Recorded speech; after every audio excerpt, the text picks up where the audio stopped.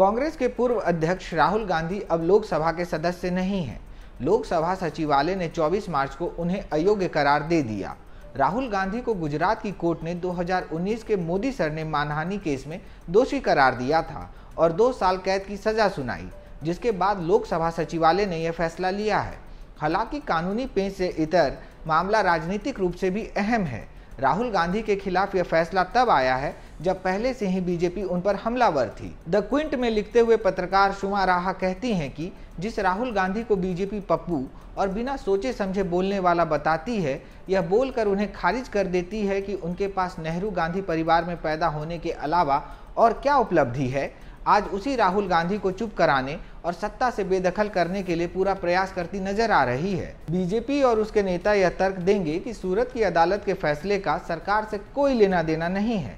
राहुल गांधी को 2019 के लोकसभा चुनाव प्रचार के दौरान की गई टिप्पणियों के लिए आपराधिक मानहानि का दोषी पाया गया है और 2 साल जेल की सजा सुनाई गई है। लेकिन हकीकत तो यही है कि सजा के बाद उनकी सदस्यता रद्द कर दी गई है।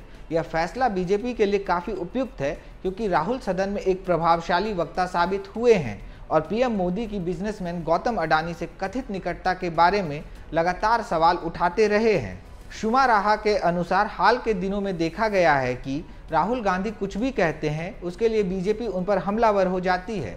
राहुल गांधी सत्ताधारी पार्टी के सामने महंगाई, बेरोजगारी और तमाम तरह के मुद्दे जोर शोर से उठाते हैं, लेकिन मौजूदा वक्त में सत्ताधारी पार्टी के कार्यकाल में नागरिक स्वतंत्रता के लिए जगह कम होती नजर आ रही है। बीजेपी दावा करती है कि राहुल गांधी मोदी के सामने अप्रासंगिक और चुनौती न दे सकने वाले नेता हैं। इसके बावजूद राहुल गांधी को बदनाम करने का एक भी मौका पार्टी नहीं गंवाती है। सच तो यह है कि राहुल को तेजी से देखा और सुना जा रहा है। यह प्रक्रिया 4 महीने लंबी भारत जोड़ो यात्रा के साथ शुरू हुई, जिसने कन्याकुमारी से कश्मीर तक का रास्ता तय किया। 2024 में मोदी और बीजेपी को वोट देने वाले कई लोग अब एक राजनीतिक नेता के रूप में उनकी परिपक्वता, उनकी ईमानदारी और प्रतिबद्धता को स्वीकार करते हैं। क्या यात्रा के लिए भारी प्रतिक्रिया या लोगों की बढ़ती दिलचस्पी 2024 में कांग्रेस के लिए वोटों में तब्दील होगी, यह बहस का विषय है। हालांकि यह तथ्य है कि राहुल जो कुछ भी कहते हैं और करते हैं, बीजेपी को चुभता है। बीजेपी और उसका शीर्ष नेतृत्व उन्हें एक संभावित खतरा मानता है।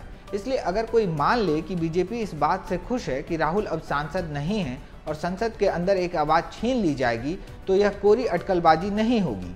शुमा राहा के अनुसार सभी विपक्षी दलों को ध्यान देना चाहिए कि विपक्ष की एकजुटता बीजेपी का सबसे बड़ा डर है और यही बीजेपी की संभावित दुखती रग है।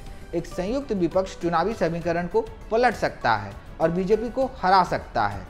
कांग्रेस एक व्यवहारिक आधार हो सकती है जिसके चारों ओर विपक्ष 2024 से पहले एक साथ आ सकता है। वो लिखती हैं कि भले ही विपक्षी एकता अभी असंभव लग रही है, लेकिन कभी कभी असंभव मानी जाने वाली स्थिति भी संभव हो जाती है और सबसे अप्रत्याशित राजनीतिक गठजोड़ हो जाते हैं। इसी संभावना में राहुल बीजेपी के लिए खतरा हैं। इसी संभावना में सत्ताधारी पार्टी की उन्हें बदनाम करने और उनके पर कतरने की अथक कोशिशें निहित है।